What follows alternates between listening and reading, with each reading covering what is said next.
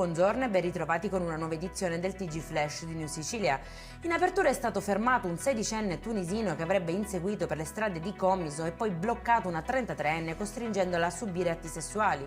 Solo le urla disperate della donna hanno evitato il peggio attirando un passante e mettendo in fuga il minorenne.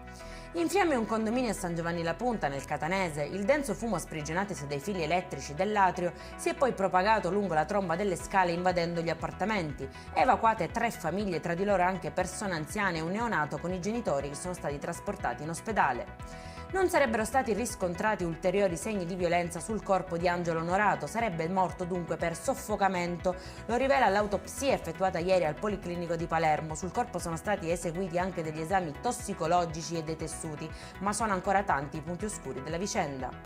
Nell'accordo per lo sviluppo e la coesione siglato tra la Presidenza del Consiglio dei Ministri e la Regione siciliana figura anche il Comune di Belpasso, beneficiario di un finanziamento di 600.000 euro da destinare all'efficientamento energetico. E in chiusura il Comune di Santa Croce Camerina dimostra di essere amico delle tartarughe marine. È stato sottoscritto infatti un protocollo con Lega Ambiente al fine di tutelare i nuovi siti di nidificazione della tartaruga marina caretta caretta, specie fortemente minacciata in tutto il bacino del Mediterraneo e ormai al limite dell'estinzione.